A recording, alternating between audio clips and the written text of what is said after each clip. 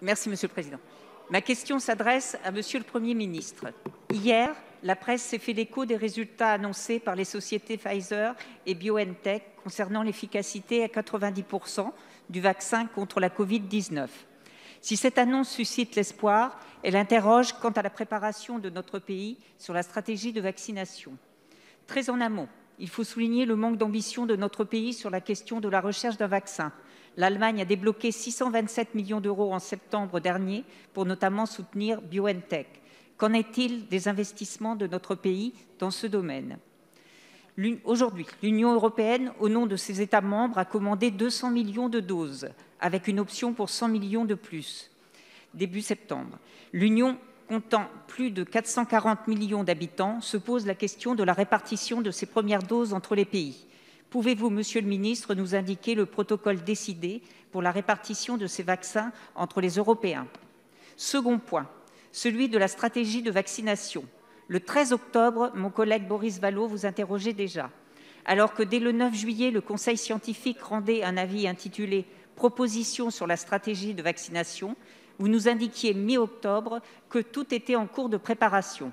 Hier, la Haute Autorité de Santé a lancé une consultation publique jusqu'au 30 novembre sur cette question et présentera ses résultats début 2021. Nous sommes donc en retard. Il est urgent aujourd'hui de préparer la vaccination des Français et d'en définir l'organisation. Qu'il s'agisse de la chaîne d'approvisionnement et de distribution des vaccins, celui-ci devant être conservé à moins 80 degrés, de la répartition sur le sol national, des personnels habilités à faire ces vaccins, médecins, infirmières, pharmaciens, et des publics prioritaires, nous devons être prêts. Monsieur le ministre, pouvez-vous nous détailler la stratégie de vaccination de notre pays ? Je vous remercie. L'école est un lieu d'instruction et de socialisation essentiel pour notre jeunesse. C'est pourquoi, au regard des situations de décrochage lors du premier confinement, le groupe socialiste a soutenu le maintien de l'ouverture des établissements scolaires sous condition de leur adaptation totale au contexte sanitaire. Après 10 jours de confinement national, vous avez finalement décidé la mise en place d'un enseignement hybride dans les lycées, tout en écartant cette possibilité pour les collèges au motif d'une densité et d'une circulation des élèves moins forte. Or, les brassages au moment des entrées et des sorties dans les couloirs comme à la cantine sont pourtant tout aussi problématiques. Le 26 octobre dernier, le Conseil scientifique déclarait, je cite, « Les adolescents de 12 à 18 ans semblent avoir la même susceptibilité au virus et la même contagiosité vers leur entourage que les adultes. » Il y a 4 jours, vous présentiez des chiffres rassurants de l'épidémie en milieu scolaire, avec 3 528 élèves testés positifs, des chiffres pourtant très éloignés des données de Santé publique France, faisant état de 25 000 contrôles positifs chez les 0-19 ans entre le 2 et le 4 novembre. Vos données ne traduisent donc pas la dynamique épidémique, laissant croire ainsi à une contamination maîtrisée. Alors qu'un plan de continuité pédagogique préparé dès juillet, prévoyant le passage à cet enseignement hybride en cas de circulation active du virus, aurait pu être activé plus tôt, se développe à nouveau un sentiment d'improvisation dans l'urgence extrêmement anxiogène pour les élèves, leurs familles et les personnels. Tel est d'ailleurs le sens du mouvement qui se développe dans les établissements aujourd'hui.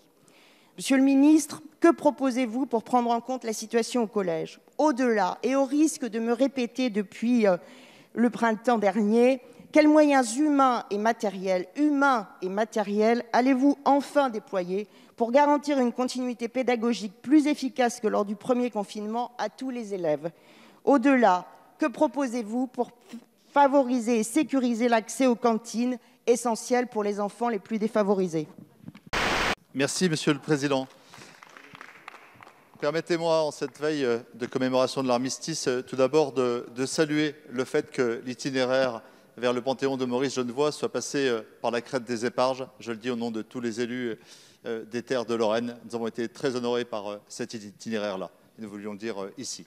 Je voudrais vous dire, chers amis, que nous avons, je pense, sur tous nos bancs, été émus par les paroles de Joe Biden vendredi soir, lorsqu'il a dit « Je ne vois plus d'État rouge, je ne vois plus d'État bleu, je vois des États-Unis ». La formule, par sa limpidité, nous a frappés. Moi, elle m'a interrogé, comme peut-être beaucoup d'autres, pourquoi n'arrivons-nous pas dans notre pays, Monsieur le Premier ministre, sur l'essentiel, à nous réunir, à nous retrouver ? Vous le savez, Et nous avons tous peut-être une part de responsabilité, mais en tout cas, elle n'est pas uniquement du fait des oppositions, je le crois profondément. Ce que je voudrais dire, c'est que sur ces choses essentielles sur lesquelles nous pourrions nous retrouver, il me semble qu'il y a les questions d'éthique. Et sur ces questions d'éthique, nous avons pris 2 initiatives sur les 2 bords de l'Assemblée.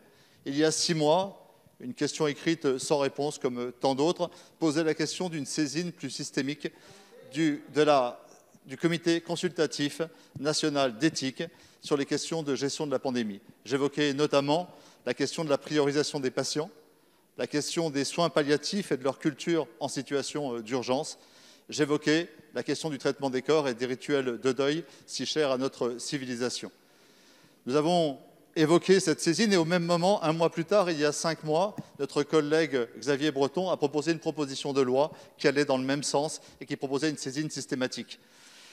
Le Sénat ne s'est pas prononcé, mais nous l'avons voté à l'unanimité. Le calendrier sanitaire s'est accéléré. Pouvez-vous, Monsieur le Premier ministre, puisque vous avez la faculté, sans même attendre le vote du Sénat, organiser une saisine du Comité national d'éthique afin que nous ayons un éclairage sur ce qui s'est passé en mars jusqu'en juillet et que nous soyons éclairés sur les questions de dignité humaine pour les semaines qui viennent. Merci, Monsieur le Président. Nous venons d'apprendre la fermeture du site de Bridgestone-Béthune. Et permettez-moi, avant de tout propos, d'exprimer au nom du groupe socialiste, écologiste et républicain notre soutien et notre solidarité envers les 863 salariés qui vont être durement frappés par cette mesure. Ma question s'adresse à Monsieur le ministre de l'Éducation nationale, de la Jeunesse et des Sports. Monsieur le ministre, comme les petits commerçants ou les libraires, les personnels éducatifs, en plus de devoir faire face à la menace terroriste, payent eux aussi le manque de cohérence et l'impréparation du gouvernement dans sa réponse à cette seconde vague. Il était indispensable d'assurer la continuité pédagogique durant le confinement afin de n'aggraver ou de ne créer aucune inégalité. Malheureusement, les récents appels à la grève, provenant pour beaucoup des collèges, ou les nombreux témoignages d'enseignants désemparés, traduisent bien un ratage de plus dans votre méthode. Le monde éducatif déplore des directives inadaptées et surtout un total manque de temps pour les mettre en œuvre. Les chefs d'établissement, comme les collectivités, n'ont eu parfois que 24 heures avant la rentrée des vacances de la Toussaint pour se conformer aux nouveaux protocoles sanitaires. Les mesures de distanciation ou le suivi des règles d'hygiène sont difficiles, voire impossibles à appliquer. La présence en alternance des élèves, évoquée pour le lycée, n'est pas envisagée au collège où pourtant le brassage des élèves est tout aussi important et les enfants tout aussi contagieux. Le risque de devoir fermer des classes et de renvoyer les élèves chez eux est réel. In fine, ce sont eux, et particulièrement les plus défavorisés, qui pâtissent de vos décisions. Dans les quartiers ou les zones rurales qui ne disposent pas d'activités périscolaires ou qui manquent de moyens numériques, cela ne fera que creuser les inégalités. À l'impossible, nul n'est tenu, Monsieur le ministre. Pour assurer cette continuité pédagogique, le recrutement de personnel supplémentaire et de remplacement apparaît comme une évidence afin de restaurer la confiance entre votre gouvernement et la communauté éducative et d'éviter l'épuisement que connaissent actuellement nos équipes soignantes. Pourtant, vous ne l'avez pas envisagé. Contrairement à ce qu'ont décidé les collectivités locales, une fois de plus, dernier rempart aux défaillances de l'État. Nous nous posons la question, Monsieur le ministre, faudra-t-il une 3e vague pour que ce gouvernement mette enfin en œuvre la concertation que la communauté éducative et les élus attendent ? Merci, Monsieur le Président. Ma question s'adresse à Monsieur le ministre de l'Europe et des Affaires étrangères. Monsieur le ministre, vous disiez la semaine dernière vouloir que la France tienne sa place dans la médiation du conflit en Artsakh. La France et l'Union européenne sont hors jeu. L'accord signé lundi sous l'égide de la Russie montre notre incapacité à compter.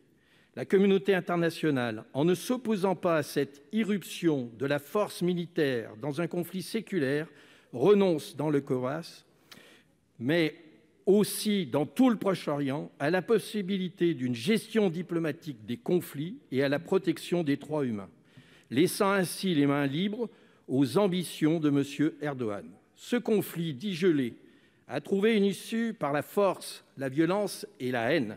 Cette évolution en plein cœur du sud du Caucase est une catastrophe. Plusieurs milliers de jeunes appelés ont trouvé la mort. Jusqu'à 90 000 personnes pourraient être contraintes à l'exode. M. Poutine a déclaré que les termes de l'accord permettent aux personnes déplacées de retourner au Haut-Karabakh, alors que le président Aliyev s'est félicité d'avoir, je cite, « chassé les Arméniens de nos terres comme des chiens ». Dans ces conditions, comment les populations déplacées peuvent-elles y retourner? Dans le groupe de Minsk, où exactement la France tient-elle sa place? Allons-nous continuer à nous cacher derrière notre coprésidence? Aurions-nous totalement perdu la mémoire et sacrifié nos valeurs de démocratie et de liberté?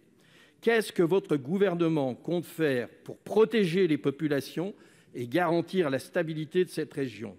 Avons-nous les moyens d'établir la réalité des accusations sur l'usage par l'Azerbaïdjan de bombes à fragmentation et au phosphore? Et si tel était le cas, allez-vous proposer des sanctions face à ces crimes de guerre?